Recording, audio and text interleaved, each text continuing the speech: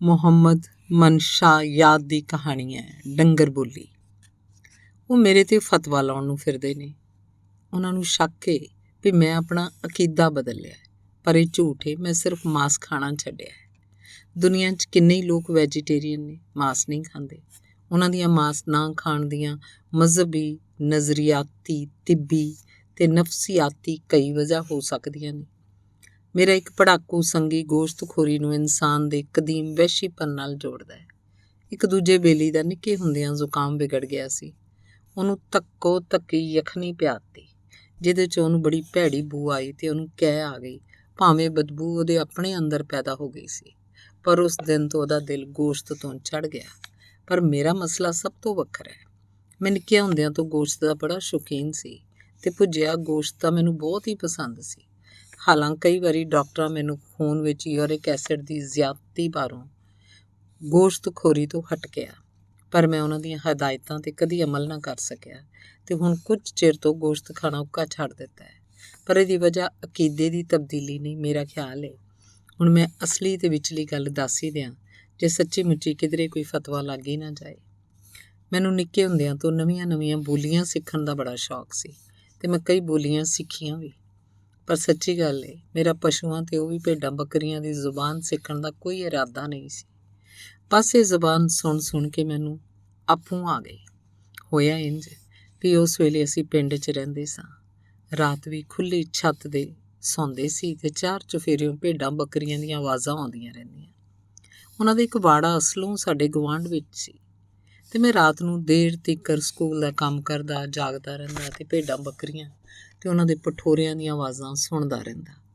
ਹੁਣ ਹਾਲ ਦੀਆਂ ਹਨੇਰੀਆਂ ਰਾਤਾਂ 'ਚ ਵਾੜਿਆਂ ਦੇ ਚਾਰ ਚੁਫੇਰੇ ਬਘਿਆੜ ਭੌਂਦੇ ਰਹਿੰਦੇ। ਇੱਕ ਵਾਰੀ ਇੱਕ ਬਘਿਆੜ ਵਾੜੇ 'ਚ ਵੀ ਆ ਵੜਿਆ ਅਤੇ ਭੇਡ ਚੁੱਕ ਕੇ ਲੈ ਗਿਆ। ਬਘਿਆੜ ਦੇ ਡਰ ਤੋਂ ਭੇਡਾਂ ਬੱਕਰਿਆਂ ਦੇ ਅਤੇ ਪਠੌਰੇ ਹਰ ਵੇਲੇ ਡਰੇ ਸਹਿਮੇ ਰਹਿੰਦੇ।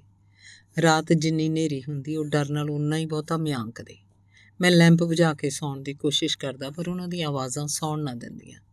ਫਿਰ ਪਤਾ ਨਹੀਂ ਕਿਸ ਤਰ੍ਹਾਂ ਆਪਣੇ ਆਪ ਉਹਨਾਂ ਦੀ ਜ਼ਬਾਨ ਮੇਰੀ ਸਮਝ 'ਚ ਆਉਣ ਲੱਗ ਪਈ। ਸਾਰੀ ਰਾਤ ਪਠੋਰੇ ਇਸ ਤਰ੍ਹਾਂ ਦੀਆਂ ਗੱਲਾਂ ਕਰਦੇ, ਮਾਂ ਮੈਨੂੰ ਡਰ ਲੱਗਦਾ ਹੈ, ਮਾਂ ਮੈਨੂੰ ਭੁੱਖ ਲੱਗੀ, ਮਾਂ ਦਿਓ ਕਦੋਂ ਚੜ੍ਹੇਗਾ, ਹਾਏ ਮੈਨੂੰ ਪਾਲਾ ਲੱਗਦਾ ਹੈ। ਅਤੇ ਹਰ ਮਾਂ ਵਾਂਗੂ ਉਹਨਾਂ ਦੀਆਂ ਮਾਵਾਂ ਵੀ ਝੂਠੀਆਂ ਸੱਚੀਆਂ ਤਸੱਲੀਆਂ ਦਿੰਦੀਆਂ ਰਹਿੰਦੀਆਂ। ਇੱਕ ਵਾਰੀ ਅੱਬੇ ਹੋਰਾਂ ਨੂੰ ਪਤਾ ਨਹੀਂ ਕੀ ਬਿਮਾਰੀ ਚੰਬੜ ਗਈ। ਹਕੀਮ ਹੋਰਾਂ ਉਹਨਾਂ ਨੂੰ ਗੋਲੀਆਂ ਦਿੱਤੀਆਂ ਅਤੇ 40 ਦਿਓ ਬੱਕਰੀ ਦੇ ਦੁੱਧ ਨਾਲ ਖਾਣ ਦੀ ਹਦਾਇਤ ਕੀਤੀ। ਕੁਝ ਦਿਨ ਤੇ ਅੱਬੇ ਹੋਰੀ ਗੁਆਂਢੀਆਂ ਤੋਂ ਦੁੱਧ ਮੰਗ ਕੇ ਕੰਮ ਚਲਾਉਂਦੇ ਰਹੇ। ਫਿਰ ਉਹਨਾਂ ਇੱਕ ਲਵੇਰੀ ਬੱਕਰੀ ਆਪੂ ਮੁੱਲ ਲੈ ਲਈ। ਉਹਦੇ ਨਾਲ 2 ਨਿੱਕੇ ਪਠੋਰੇ ਵੀ ਸਨ ਅਤੇ ਇੱਕ ਕਾਲਾ, ਦੂਜਾ ਡੱਬਖੜੱਬਾ। ਅਤੇ ਮੇਰੀ ਉਹਨਾਂ ਨਾਲ ਛੇਤੀ ਗੂੜੀ ਦੋਸਤੀ ਹੋ ਗਈ ਅਤੇ ਮੈਨੂੰ ਬੱਕਰਾ ਬੋਲੀ ਸਿੱਖਣ ਦਾ ਚੰਗਾ ਮੌਕਾ ਲੱਭ ਗਿਆ। ਮੈਂ ਸਕੂਲੋਂ ਆ ਕੇ ਦੇਰ ਤੀਕ ਉਹਨਾਂ ਨਾਲ ਖੇਡਦਾ ਰਹਿੰਦਾ। ਉਹਨਾਂ ਨੂੰ ਆਪਣੇ ਕਾਇਦੇ ਅਤੇ ਕਿਤਾਬਾਂ ਵਿੱਚੋਂ ਕਹਾਣੀਆਂ ਅਤੇ ਨਜ਼ਮਾਂ ਪੜ੍ਹ ਕੇ ਸੁਣਾਉਂਦਾ। ਸ਼ਾਮ ਵੇਲੇ ਆਪਣੇ ਨਾਲ ਪੈਲੀਆਂ 'ਚ ਲੈ ਜਾਂਦਾ। ਉਹਨਾਂ ਲਈ ਰੁੱਖਾਂ ਦੀਆਂ ਟਾਹਣੀਆਂ ਤੋੜਦਾ। ਉਹ ਟਾਹਣੀਆਂ ਨਾਲੋਂ ਪੱਤਰ ਲਾਪਰਦੇ ਅਤੇ ਮੈਂ ਪਹਾੜੇ ਯਾਦ ਕਰਦਾ ਰਹਿੰਦਾ। ਪੱਤਰ ਖਾਂਦਿਆਂ, ਘਾਹ ਚਰਦਿਆਂ, ਪਹਾੜੇ ਯਾਦ ਕਰਦਿਆਂ ਅਸੀਂ ਆਪੋ ਵਿੱਚ ਹੀ ਗੱਲਾਂ ਵੀ ਕਰਦੇ ਰਹਿੰਦੇ। ਰਾਤ ਨੂੰ ਆਪਣੀ ਮਾਂ ਨੂੰ ਸਾਰੇ ਦਿਓਂ ਦੀ ਕਾਰਗੁਜ਼ਾਰੀ ਦੱਸਦੇ। ਇੱਕ ਦੂਜੇ ਨਾਲ ਅੜੀ ਲਾ ਕੇ ਨੱਸਣ, ਭੱਜਣ, ਛਾਲਾਂ ਮਾਰਨ, ਖਾਲ 'ਤੇ ਟੋਏ ਟੱਪਣ, ਉੱਚੀਆਂ ਟਿੱਬਿਆਂ 'ਤੇ ਬਰੋਟਿਆਂ 'ਤੇ ਚੜ੍ਹਨ 'ਚ ਇੱਕ ਦੂਜੇ ਤੋਂ ਬਾਜੀ ਲੈ ਜਾਵਣ ਦੀਆਂ ਲਾਫਾਂ ਮਾਰਦੇ। ਮੈਂ ਵੱਡਾ ਹੋ ਗਿਆ ਵਾਂ, ਇੱਕ ਆਖਦਾ, ਮੈਂ ਇਹਦੇ ਕੋਲੋਂ ਤਗੜਾ ਵਾਂ, ਦੂਜਾ ਆਖਦਾ। ਬੱਕਰੀ ਉਹਨਾਂ ਦੇ ਤਗੜਿਆਂ ਅਤੇ ਵੱਡਿਆਂ ਹੋਣ ਦੀਆਂ ਗੱਲਾਂ ਸੁਣ ਕੇ ਉਦਾਸ ਹੋ ਜਾਂਦੀ ਅਤੇ ਆਖਦੀ, ਸ਼ਾਲਾ ਤੁਸੀਂ ਨਿੱਕੇ ਹੀ ਰਹੋ, ਕਦੀ ਵੱਡੇ ਨਾ ਹੋਵੋ। ਉਹਨਾਂ ਦੀ ਸਮਝ ਨਾ ਆਉਂਦਾ ਕਿ ਮਾਂ ਇੰਝ ਕਿਉਂ ਸੋਚਦੀ ਅਤੇ ਆਖਦੀ ਸੀ। ਉਹ ਰੁੱਸ ਜਾਂਦੇ, ਬੜਾ ਚਿਰ ਰੁੱਸੇ ਰਹਿੰਦੇ। ਮੈਨੂੰ ਵੀ ਇਹ ਦੱਸਣਾ ਚੰਗਾ ਨਾ ਲੱਗਦਾ ਵੀ ਉਹਨਾਂ ਦੇ ਵੱਡਿਆਂ ਹੋਣ ਨਾਲ ਕਿਵੇਂ ਦੇ ਹਾਲਾਤ ਪੈਦਾ ਹੋ ਸਕਦੇ ਨੇ। ਫਿਰ ਇੱਕ ਦਿਨ ਡੱਬਖੜੱਬਾ ਗੁਆਚ ਗਿਆ। ਅਸੀਂ ਬੜਾ ਲੱਭਿਆ, ਪਰ ਉਹਦਾ ਕੋਈ ਥਾਂ ਨਾ ਲੱਭਿਆ। ਬੱਕਰੀ ਕਿੰਨੇ ਦਿਨ ਉਹਨੂੰ ਯਾਦ ਕਰਕੇ ਮਿਆਂਕਦੀ ਰਹੀ। ਮੈਂ ਅਤੇ ਕਾਲਾ ਵੀ ਉਹਨੂੰ ਯਾਦ ਕਰਦੇ ਰਹੇ। ਫਿਰ ਅਖੀਰ ਹੌਲੀ ਭੁੱਲ ਗਏ। ਕਾਲਾ ਹੁਣ ਹੋਰ ਵੱਡਾ ਹੋ ਗਿਆ ਸੀ ਅਤੇ ਉਹਦੇ ਸਿੰਗ ਉੱਚੇ ਅਤੇ ਤਿੱਖੇ ਹੋ ਗਏ ਸਨ। ਉਹਦੇ ਕੋਲੋਂ ਵੱਡੇ ਬੱਕਰਿਆਂ ਵਰਗੀ ਬੂ ਆਉਣ ਲੱਗ ਪਈ ਸੀ। ਵਡੇਰੇ ਬੰਦੇ ਉਹਦਾ ਮੂੰਹ ਖੋਲ੍ਹ ਕੇ ਉਹਦੇ ਦੰਦ ਗਿਣਦੇ ਅਤੇ ਉਹਦੇ ਪੱਠਿਆਂ ਉੱਤੇ ਹੱਥ ਰੱਖ ਕੇ ਮਾਸ ਦੇ ਰੁੱਗ ਭਰਦੇ। ਮੇਰੇ ਹਾਣੀ ਮੁੰਡੇ, ਭਾਵੇਂ ਉਹ ਕਿਸੇ ਨੂੰ ਕੁਝ ਨਹੀਂ ਸੀ ਕਹਿੰਦਾ, ਉਹਦੇ ਕੋਲੋਂ ਡਰਦੇ ਤ੍ਰਹਿੰਦੇ। ਮੈਂ ਸਕੂਲੋਂ ਆ ਕੇ ਉਹਨੂੰ ਨਾਲ ਲੈ ਕੇ ਫਿਰਦਾ ਰਹਿੰਦਾ। ਅਸੀਂ ਇੱਕ ਦੂਜੇ ਦੀ ਬੋਲੀ ਹੀ ਨਹੀਂ, ਇਸ਼ਾਰੇ ਵੀ ਸਮਝਦੇ ਸਾਂ। ਉਹਨੂੰ ਜਿੱਥੇ ਬੁਲਾਉਂਦਾ ਉਹ ਨੱਸਦਾ ਆਉਂਦਾ, ਜਿਸ ਗੱਲ ਤੋਂ ਮਨਾ ਕਰਦਾ ਉਹ ਮਨਾ ਹੋ ਜਾਂਦਾ। ਮੈਂ ਜਿੱਧਰ ਜਾਂਦਾ ਉਹ ਮੇਰੇ ਪਿੱਛੇ ਪਿੱਛੇ ਆ ਜਾਂਦਾ। ਮੈਨੂੰ ਦੂਰੋਂ ਪਛਾਣ ਲੈਂਦਾ, ਪਰ ਇੱਕ ਵਾਰੀ ਉਹਨੂੰ ਭੁਲੇਖਾ ਲੱਗ ਗਿਆ। ਸ਼ੈਕੂ ਨਾਈ ਦੀ ਮਾਂ ਸਾਡੇ ਘਰ ਉਲੰਭਾ ਲੈ ਕੇ ਆਈ ਕਿ ਤੁਹਾਡੇ ਬੱਕਰੇ ਨੇ ਮਾਰਨ ਲਈ ਮੇਰੇ ਮੁੰਡੇ ਦਾ ਦੂਰ ਤੀਕ ਪਿੱਛਾ ਕੀਤਾ। ਸ਼ੈਕੂ ਦੀ ਮਾਂ ਰਾਜੀ ਹੋ ਕੇ ਟੁਰ ਗਈ ਅਤੇ ਮੈਂ ਬੱਕਰੇ ਕੋਲੋਂ ਪੁੱਛਿਆ, ਅਤੇ ਇਹ ਸੁਣ ਕੇ ਮੈਥੋਂ ਆਪਣਾ ਹਾਸਾ ਨਾ ਠੱਲਿਆ ਜਾਏ ਵੀ ਉਸ ਦਿਓ ਸ਼ੈਕੂ ਨਾਈ ਨੇ ਵੀ ਉਸੇ ਰੰਗ ਦੀ ਚਾਦਰ ਦੀ ਬੁੱਕਲ ਮਾਰੀ ਹੋਈ ਸੀ ਜਿਸ ਰੰਗ ਦੀ ਮੇਰੀ ਚਾਦਰ ਸੀ, ਅਤੇ ਕਾਲਾ ਇਹ ਸਮਝ ਕੇ ਸ਼ੈਕੂ ਨਾਈ ਦੇ ਪਿੱਛੇ ਲੱਗਾ ਰਿਹਾ ਵੀ ਉਹ ਮੇਰੇ ਪਿੱਛੇ ਦੌੜਦਾ ਪਿਆ। ਬੱਕਰੇ ਨੇ ਵੀ ਇਸ ਵਾਕਿਆ 'ਤੇ ਹੱਸਣ ਦੀ ਕੋਸ਼ਿਸ਼ ਕੀਤੀ, ਪਰ ਉਹ ਹੱਸ ਨਾ ਸਕਿਆ ਅਤੇ ਬੜਾ ਚਿਰ ਇਸ ਗੱਲ 'ਤੇ ਉਦਾਸ ਰਿਹਾ ਵੀ ਉਹਨੂੰ ਹੱਸਣਾ ਨਹੀਂ ਸੀ ਆਉਂਦਾ।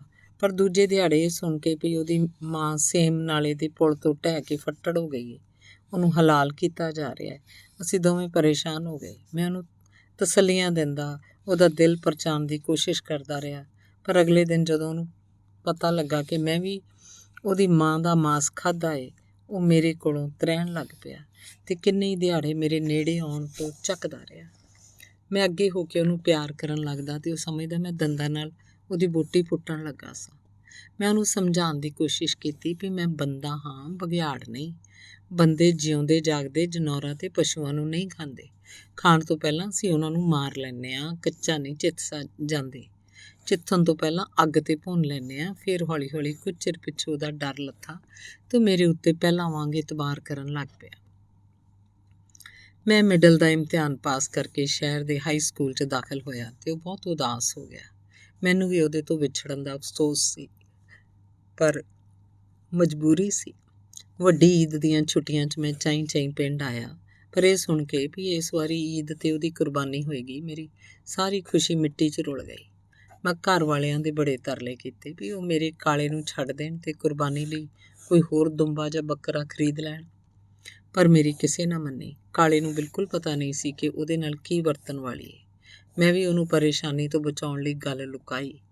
ਉਹ ਖੁਸ਼ ਮੇਰੇ ਨਾਲ ਦੌੜਦਾ, ਛਾਲਾਂ ਮਾਰਦਾ, ਉੱਚੇ ਰੁੱਖਾਂ ਦੇ ਤਣਿਆਂ ਨਾਲ ਲਮਕ ਕੇ ਪੱਤਰ ਖਾਂਦਾ, ਮੇਰੀਆਂ ਲੱਤਾਂ ਨਾਲ ਸਿੰਗ ਰਗੜ ਕੇ ਪਿਆਰ ਜਤਾਉਂਦਾ। ਪਰ ਜਦੋਂ ਉਹਨੂੰ ਲਟਾ ਕੇ ਛੁਰੀ ਫੇਰਨ ਲੱਗੇ, ਉਹਨੇ ਘਬਰਾ ਕੇ ਮੈਨੂੰ ਪੁਕਾਰਨਾ ਸ਼ੁਰੂ ਕਰ ਦਿੱਤਾ।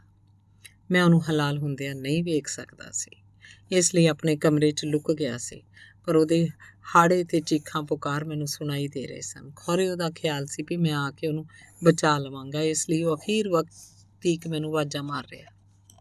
ਮਜ਼ਾ ਛੁਰੀ ਦਾ ਪੁੱਛੀਏ ਕੁੱਠਿਆਂ ਨੂੰ, ਜਿਨ੍ਹਾਂ ਜ਼ਿਬਾ ਕੀਤੇ ਉਹ ਕੀ ਜਾਣਦੇ ਨੇ। ਮੇਰਾ ਖਿਆਲ ਸੀ ਹੋਰ ਨਹੀਂ ਤੇ ਉਹਦਾ ਗੋਸ਼ਤ ਨਹੀਂ ਖਾਵਾਂਗਾ, ਪਰ ਜਦੋਂ ਗੋਸ਼ਤ ਪੱਕ ਕੇ ਮੇਰੇ ਸਾਹਮਣੇ ਆਇਆ, ਉਹਦੀ ਖੁਸ਼ਬੂ ਸੁੰਘ ਕੇ ਮੇਰੇ ਮੂੰਹ 'ਚ ਪਾਣੀ ਆ ਗਿਆ ਅਤੇ ਮੈਂ ਰੱਜ ਕੇ ਬੋਟੀਆਂ ਖਾਧੀਆਂ। ਇਹਦੇ ਪਿੱਛੋਂ ਮੈਂ ਕਦੀ ਕਿਸੇ ਬੱਕਰੇ ਜਾਂ ਪਾਲਤੂ ਜਾਨਵਰ ਨਾਲ ਦੋਸਤੀ ਨਹੀਂ ਕੀਤੀ। ਹਰ ਬਕਰੀਦ 'ਤੇ ਸਾਡੇ ਘਰ ਬੱਕਰਾ ਜਾਂ ਦੁੰਬਾ ਆਉਂਦਾ, ਹਲਾਲ ਹੁੰਦਾ, ਪਰ ਮੈਂ ਉਹਦੇ ਕੋਲੋਂ ਦੂਰ ਹੁੰਦਾ। ਉਹਦੇ ਨਾਲ ਦੋਸਤੀ ਜਾਂ ਮੁਹੱਬਤ ਨਾ ਹੋਵੇ, ਕਿਉਂ ਜੋ ਫਿਰ ਬਹੁਤਾ ਅਫਸੋਸ ਹੁੰਦਾ ਹੈ।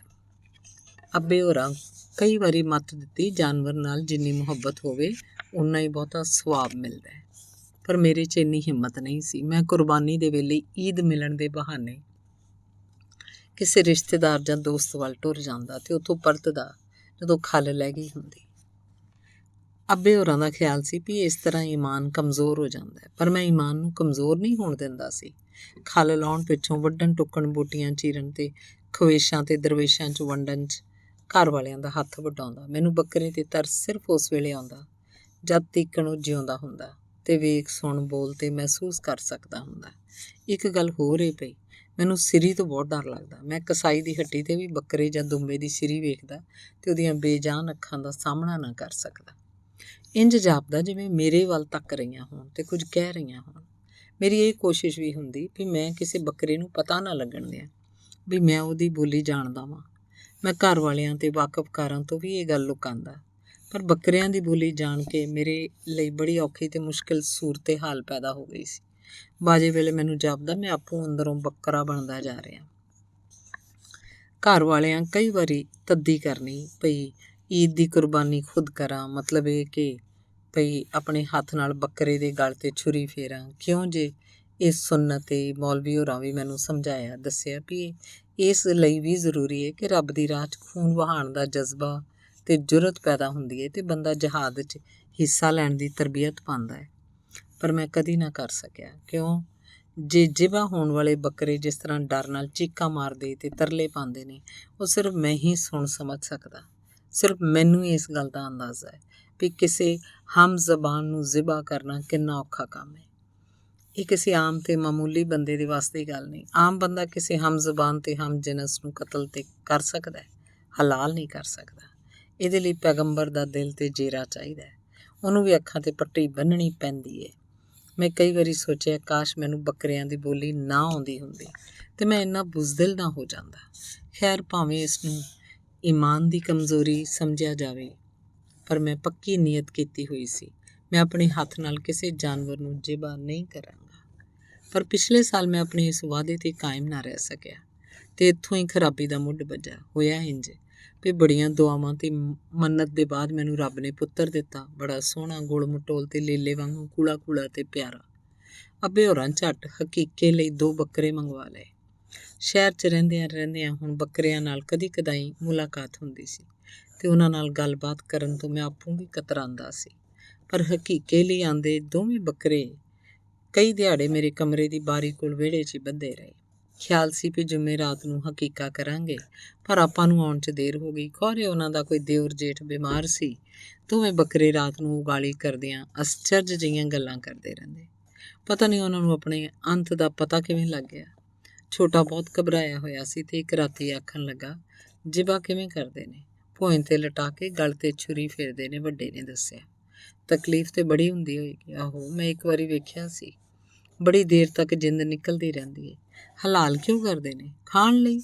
ਇਹਨਾਂ ਦੇ ਮੂੰਹ ਵਿੱਚ ਵੀ ਬਘਿਆੜਾਂ ਦੇ ਦੰਦ ਹੁੰਦੇ ਨੇ। ਮੇਰੀ ਤੇ ਡਰ ਨਾਲ ਹੁਣੇ ਜਾਨ ਨਿਕਲ ਚੱਲੀ ਹੈ। ਡਰ ਤੇ ਮੈਨੂੰ ਵੀ ਲੱਗ ਰਿਹਾ ਕਿ ਦੋਵਾਂ ਨੂੰ ਇੱਕੋ ਵਾਰੀ ਜ਼ਿਬਾ ਕਰਨਗੇ। ਨਹੀਂ, ਸ਼ਾਇਦ ਵਾਰੀ-ਵਾਰੀ। ਪਹਿਲੇ ਕੌਣ ਜ਼ਿਬਾ ਹੋਏਗਾ? ਤੈਨੂੰ ਬਹੁਤਾ ਡਰ ਲੱਗਦਾ, ਇਸ ਲਈ ਪਹਿਲੇ ਮੈਂ। ਨਹੀਂ, ਤੈਨੂੰ ਜ਼ਿਬਾ ਹੁੰਦਿਆਂ ਵੇਖ ਕੇ ਮੈਂ ਹੋਰ ਵੀ ਬਰਲ ਜਾਵਾਂਗਾ, ਇਸ ਲਈ ਪਹਿਲੇ ਮੈਂ। ਨਹੀਂ ਮੈਂ ਮੈਂ ਬੜਾ ਚਿਰ ਉਹਨਾਂ ਦੀਆਂ ਗੱਲਾਂ ਸੁਣਦਾ ਰਿਹਾ। ਫਿਰ ਉੱਠ ਕੇ ਬਾਰੀ ਬੰਦ ਕਰਤੀ, ਪਰ ਸਾਰੀ ਰਾਤ ਮੈਨੂੰ ਨੀਂਦ ਨਾ ਆਈ। ਅਗਲੇ ਦਿਨ ਛੁੱਟੀ ਸੀ। ਮੈਂ ਦੇਰ ਨਾਲ ਸੌਂ ਕੇ ਉੱਠਿਆ ਤੇ ਵੇਖਿਆ ਘਰ 'ਚ ਦੁਪਹਿਰ ਦੇ ਖਾਣੇ ਦੀਆਂ ਤਿਆਰੀਆਂ ਹੋ ਰਹੀਆਂ ਸੀ। ਗੰਢੇ ਥੋਮ ਛਿੱਲੇ ਜਾ ਰਹੇ ਸਨ, ਮਿਰਚ ਮਸਾਲਾ ਪੀਸਿਆ ਜਾ ਰਿਹਾ ਸੀ ਤੇ ਟਿੱਕਿਆਂ, ਕੋਫਤਿਆਂ ਤੇ ਬਾਲਟੀ ਗੋਸ਼ਤ ਦਾ ਬੰਦੋਬਸਤ ਹੋ ਰਿਹਾ ਸੀ। ਅੱਬੇ ਹੋਰੀ ਖੌਰੇ ਕਸਾਈ ਨੂੰ ਸੱਦਣ ਗਏ ਹੋਏ ਸੀ। ਫਿਰ ਕਾਲ ਬੈਲ ਦੀ ਆਵਾਜ਼ ਸੁਣ ਕੇ ਮੈਂ ਬਾਹਰ ਗਿਆ।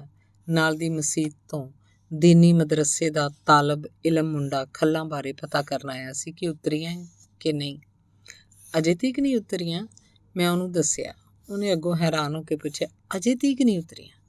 ਜ਼ਿਬਾ ਕਰਨ ਤੋਂ ਪਹਿਲਾਂ ਕਿਸ ਤਰ੍ਹਾਂ ਉਤਾਰ ਸਕਦੇ ਹਾਂ? ਆਹੋ ਜੀ, ਇਹ ਤੇ ਠੀਕ ਹੈ, ਮੈਂ ਫਿਰ ਆਵਾਂਗਾ। ਤੇ ਜਦੋਂ ਜ਼ਿਬਾ ਕਰਨ ਦਾ ਵੇਲਾ ਆਇਆ, ਮੈਂ ਘਰੋਂ ਨਿਕਲ ਜਾਣਾ ਚਾਹੁੰਦਾ ਸੀ, ਪਰ ਅੱਬੇ ਹੋਰਾਂ ਮੇਰੇ ਹੱਥ ਵਿੱਚ ਛੁਰੀ ਫੜਾਤੀ ਤੇ ਜ਼ੋਰ ਦਿੱਤਾ ਵੀ ਮੈਂ ਆਪੂ ਜ਼ਿਬਾ ਕਰਾਂ। ਮੈਂ ਬੜੀ ਕੋਸ਼ਿਸ਼ ਕੀਤੀ, ਪਰ ਉਹਨਾਂ ਮੈਨੂੰ ਖਿਸਕਣ ਨਾ ਦਿੱਤਾ। ਪਹਿਲੋਂ ਛੋਟੇ ਨੂੰ ਲਿਆਏ, ਉਹ ਥਰ-ਥਰ ਕੰਬ ਰਿਹਾ ਸੀ ਤੇ ਡਰ ਨਾਲ ਮਿਆਂਕ ਰਿਹਾ ਸੀ। ਮੈਨੂੰ ਬੜਾ ਤਰਸ ਆਇਆ। ਮੈਂ ਆਖਿਆ, ਪਹਿਲਾਂ ਵੱਡੇ ਨੂੰ ਲਿਆਓ। ਵੱਡੇ ਨੂੰ ਲਿਆਏ ਤੇ ਉੱਚੀ-ਉੱਚੀ ਚੀਕਣ ਲੱਗ ਪਿਆ। ਫਿਰ ਗਲੇਡੂ ਭਰ ਕੇ ਉਹ ਛੋਟੇ ਨੂੰ ਆਖਣ ਲੱਗਾ, ਮੂੰਹ ਦੂਜੇ ਪਾਸੇ ਕਰ ਲੈ ਛੋਟੇ। ਛੋਟੇ ਦਾ ਆਪਣੇ ਥਾਵੇਂ ਖਲੋਤੇ ਦਾ ਪਿਸ਼ਾਬ ਨਿਕਲ ਗਿਆ। ਮੈਨੂੰ ਉਹਦੀ ਰਾਤ ਵਾਲੀ ਗੱਲ ਯਾਦ ਆਈ। ਮੈਂ ਸੋਚਿਆ, ਪਹਿਲਾਂ ਵੱਡੇ ਨੂੰ ਹਲਾਲ ਕੀਤਾ ਤਾਂ ਨਿੱਕਾ ਹੌਲ ਨਾਲ ਮਰ ਜਾਏਗਾ। ਮੈਂ ਆਖਿਆ, ਪਹਿਲਾਂ ਛੋਟੇ ਨੂੰ ਹੀ ਲਿਆਓ। ਅਸਲ 'ਚ ਮੈਥੋਂ ਫੈਸਲਾ ਨਹੀਂ ਸੀ ਕੀਤਾ ਜਾ ਰਿਹਾ ਕਿ ਪਹਿਲਾਂ ਕਿਹਨੂੰ ਹਲਾਲ ਕਰਾਂ। ਉਹ ਛੋਟੇ ਨੂੰ ਲੈ ਕੇ ਆਏ। ਜਦੋਂ ਉਹਨਾਂ ਜ਼ਮੀਨ 'ਤੇ ਲਟਾਇਆ, ਉਹਨੇ ਉੱਚੀ-ਉੱਚੀ ਮਿਆਂਕਣਾ ਸ਼ੁਰੂ ਕੀਤਾ, ਹਾਏ ਮੈਂ ਮੋਇਆ, ਹਾਏ ਮੈਂ ਮੋਇਆ। ਇਹਨੂੰ ਮਰਨ ਨਹੀਂ ਆਖਦੇ। ਮੇਰੇ ਮੂੰਹੋਂ ਅਚਾਨਕ ਨਿਕਲ ਗਿਆ, ਹੌਸਲਾ ਕਰ, ਤੂੰ ਰੱਬ ਦੀ ਰਾਹ 'ਚ ਕੁਰਬਾਨ ਹੋ ਰਿਹਾ ਹੈ। ਬੱਕਰੇ ਨੇ ਤੜਪ ਕੇ ਗਰਦਨ ਚੁੱਕੀ ਤੇ ਮੇਰੇ ਵੱਲ ਇਸ ਤਰ੍ਹਾਂ ਵੇਖਿਆ ਜਿਵੇਂ ਸਿਆਣਨ ਦੀ ਕੋਸ਼ਿਸ਼ ਕਰ ਰਿਹਾ ਹੋਵੇ। ਫਿਰ ਉਹਨੇ ਇੱਕ ਲੰਮਾ ਸਾਹ ਲਿਆ ਤੇ ਛੁਰੀ ਦੇ ਥੱਲੇ ਆਪਣੀ ਧੌਣ ਢਿੱਲੀ ਛੱਡ ਦਿੱਤੀ। ਮੈਂ ਅੱਲਾ ਅਕਬਰ ਪੜ੍ਹ ਕੇ ਛੁਰੀ ਚਲਾਈ ਤੇ ਉਹ ਹਲਾਲ ਹੋ ਗਿਆ। ਪਰ ਜਦੋਂ ਖਾਣ ਦਾ ਮੌਕਾ ਆਇਆ, ਮੈਨੂੰ ਗੋਸ਼ਤ ਵਿੱਚ ਉਸੇ ਤਰ੍ਹਾਂ ਦੀ ਖੁਸ਼ਬੂ ਆਈ ਜਿਉਂ ਦੀ ਆਪਣੇ ਪੁੱਤਰ ਕੋਲੋਂ ਆਉਂਦੀ ਸੀ ਤੇ ਮੈਂ ਖਾਣ ਤੋਂ ਹੱਥ ਰੋਕ ਲਿਆ। ਇਹਦੇ ਬਾਅਦ ਮੈਂ ਕੋਸ਼ਿਸ਼ ਦੇ ਬਾਵਜੂਦ ਕਦੀ ਮਾਸ ਨਾ ਖਾ ਸਕਿਆ। ਹੁਣ ਉਹ ਮੇਰੇ 'ਤੇ ਫਤਵਾ ਲਾਉਣ ਨੂੰ ਫਿਰਦੇ ਨੇ। ਉਹਨਾਂ ਨੂੰ ਸ਼ੱਕ ਹੈ ਵੀ ਮੈਂ ਆਪਣਾ ਅਕੀਦਾ ਬਦਲਿਆ ਹੈ, ਪਰ ਇਹ ਝੂਠ ਹੈ। ਮੈਂ ਤੇ ਸਿਰਫ ਮਾਸ ਖਾਣਾ ਛੱਡਿਆ ਹੈ। ਧੰਨਵਾਦ।